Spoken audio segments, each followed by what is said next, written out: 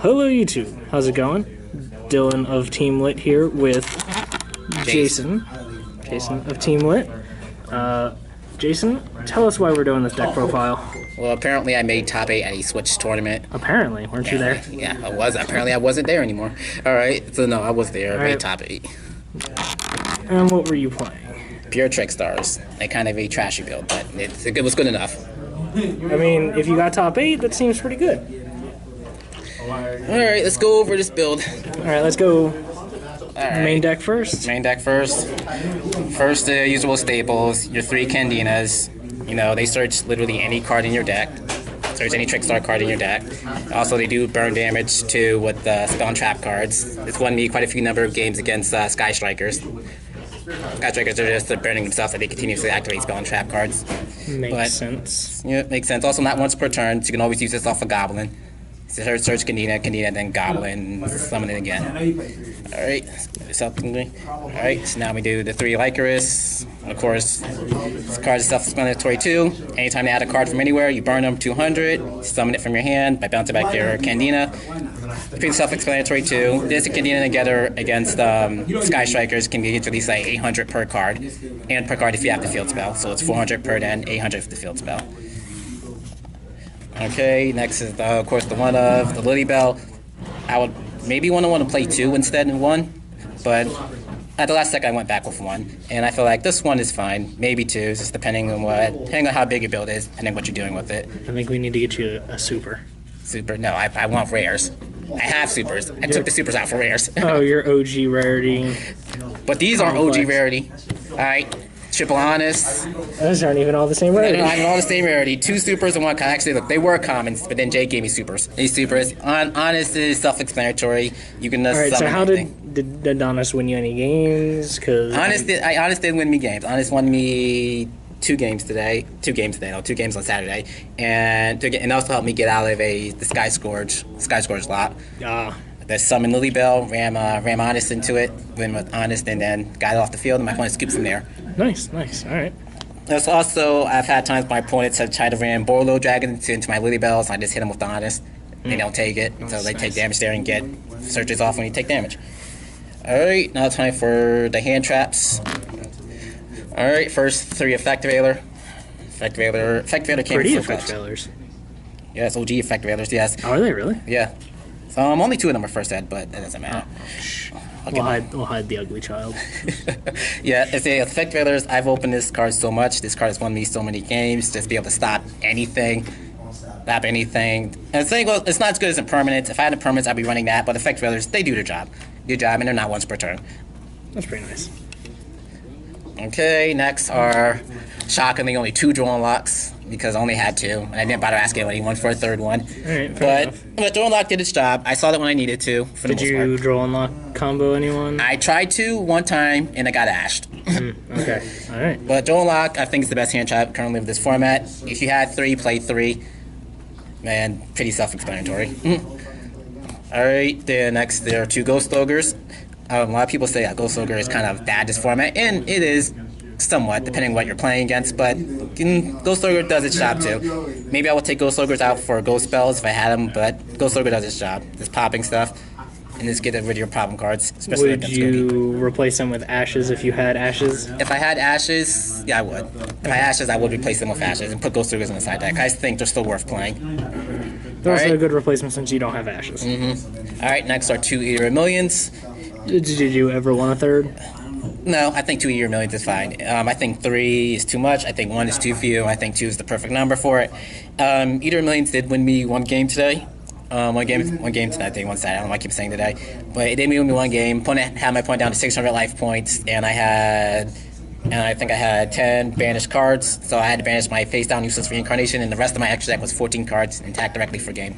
Nice. I had to top deck it. Okay.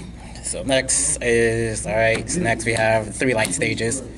3 light stages pretty obvious. Searches any Trickstar monster you need, and also you can stun back row. This card together with anti-spell is the nuts. This is the nuts. Just make them set stuff and then just make them get rid of it. Like a very mini pseudo Cold Wave. Cold Wave, yes, and we do have answers for that too. But the Trickstar, and there's also the additional burn damage, but everybody knows that. And this just searches your stuff and burns, helps you burn. Alright, so I can get these out the way. Alright, so next are the 3 terraformings. Self-explanatory, they search your light stages. Where are the supers from? The supers are freaking from one of the OTS packs. Astral packs. Astral packs, they're that old? Astral Pack 1. I thought they came out recently. I'm surprised you got those for like as cheap as you did. Yeah. Alright, Anyways. So next are 3 Call from the Graves. I know people like side decking these, but I feel like these are just the main deck staple, at least in my deck, my Trickstar deck, because just being able to stop any type of hand traps preventing you from trying to start up any play is very important, or just stopping them in general. Just want to be a game against spirals, kind of just banish your super agent when they try to do anything with that, and just shut them down for a turn. Yeah, but most people side deck it. I just like it in the main deck because it's always going to help you start up your plays. Alright, next is Triple Pot Desires. Now, normally, for the most part, I would be running 2, but since this main deck is 43, I run 3. And so, like... Would the deck be the same if you just took those out?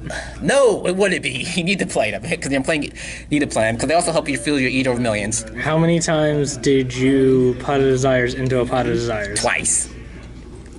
I think lost one game when that happened. The other game, it didn't matter. I was already in the winning position. Alright, so next is another staple in Trickstar. 3 Scapegoats. Scapegoats, I'm going to get your 4 tokens at the end phase of your opponent's turn. Actually, Scapegoats did not come in as clutch as I wanted it to. But it was there. It saved me a couple of games, but I never was able to completely go off. You always lost some tokens. Always lost some tokens, or when I tried to do some other stuff like go for the firewall TK, I just didn't have the monsters on board. But what I did use Scapegoats for were something else we'll be getting into a bit later. But it goes again with the anti-spells. Like this, Scapegoats and anti-spell, and having your opponent have to set their whole back row, especially against Sky Strikers, is what Scapegoats are mainly used for. Alright, so now we're going to move on to the traps. And then we have the triple reincarnation, everyone's most hated card. Reincarnation is reincarnation. I don't know what else to say. Let's say like this, I found myself siding out one of these a lot because you really never need 3. You maybe only need like 2. Maybe sometimes it's even 1. But reincarnation won me a couple of games. Best card in Trickstars? Best card in Trickstars. Easily. Alright, next is the text. 3 anti-spell. The spice. The spice, yes. Opening anti-spell in Candina, or opening anti-spell in Light Stage, or pretty much any way of this anti-spell anything, or anti-spell and Scapegoats, is pretty much the way to shut down your opponent. And that's pretty much just the reason for it. Even say this, I'll even say even when siding, I'll probably still keep the anti-spells in. More so than anything, because anti-spell, it just helps. It's like, anti-spell won me so many games. And it's just like, caught everybody by surprise with anti-spell. Alright. Did it ever hurt you? No. Oh, nice. Right. Surprisingly, it never hurt me. Surprisingly, every time I needed to use anti-spell, it just never hurt me when I needed to hurt me. Alright, and last tech is 3 Torrential Tributes. That almost seems standard at this point. I wouldn't say all Trickstar builds, but maybe a lot of Trickstar builds.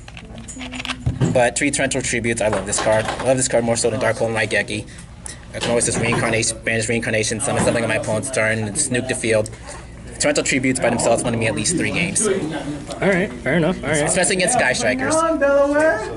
Because I always try to tag out the Array, or tag out whatever, into Kagari or the Water Link, and you just still hit them anyway before they can add anything. Alright, so that's the main deck. Alright, so now we go to the extra deck. Alright, so first we have the 1 Trickstar Holly Angel. Pretty much, it's there. It can get you there. It can do some additional burn damage. It's another Trickstar monster. It's 2,000 attack. I mean, you would go into it very rarely. It's there if you need it. You can always power up trait itself, or just burn other monsters. Alright, so then we do have the double Link Spider.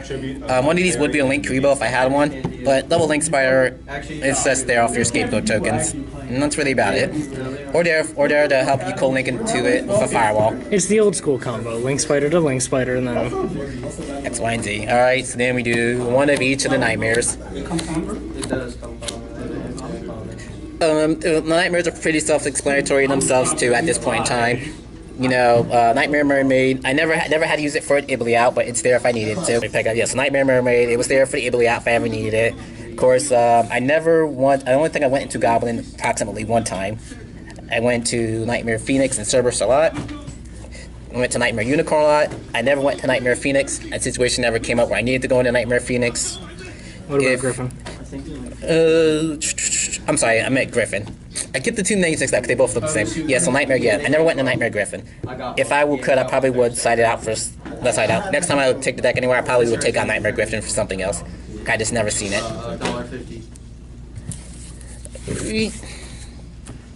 Alright, so next is the Firewall. I think I've seen Firewall approximately one time today, or Saturday rather. And it's pretty much just there for the OTK or just there for any of your co-link shenanigans, but cards probably should be banned. That's never gonna get banned. Alright, so next are just some random one-offs of Akashic Expedition is there just in case you for some reason can't make Holly Angel or just you need this to get rid of something. I never went into this, so there's no need to pretty much will take this out for something else too. Proxy Dragon I think is always for generic link too. I think I always prefer Proxy Dragon over Space Insulator. And I thought Space Insulator would be useful just in case I got stuck with something, but I never had a situation where I need just to go into this.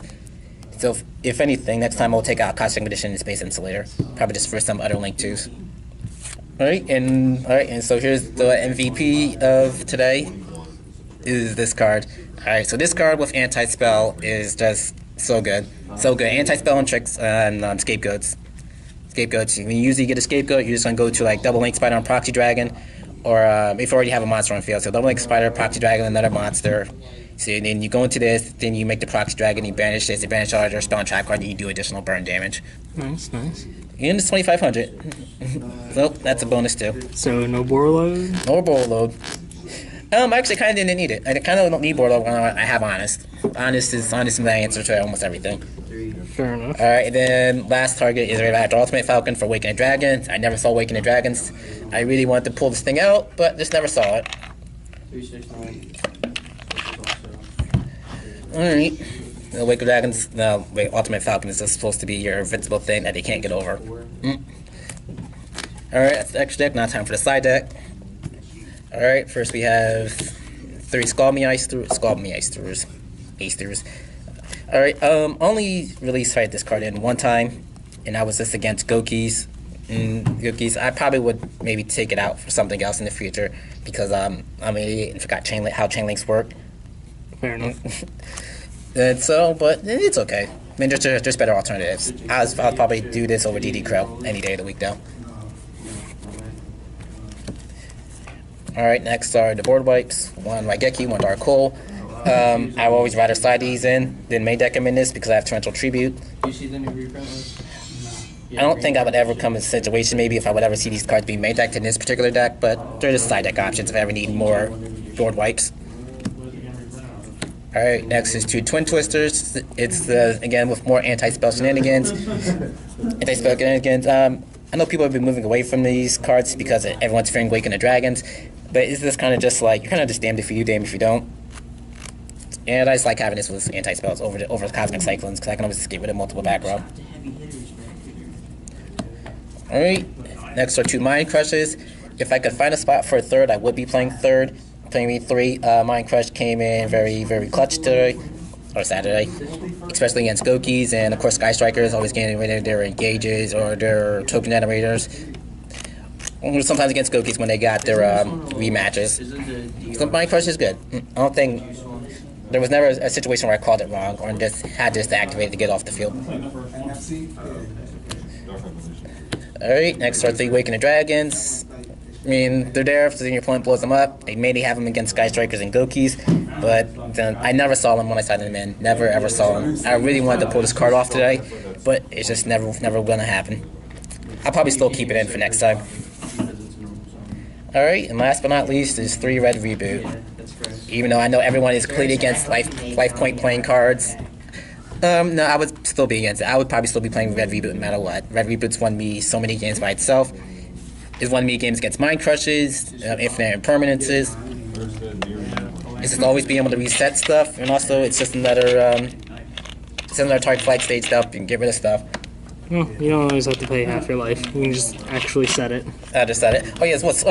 Speaking of life, I don't think there was a single match where I ran into time. All right. Well, that is the Trickstar decks.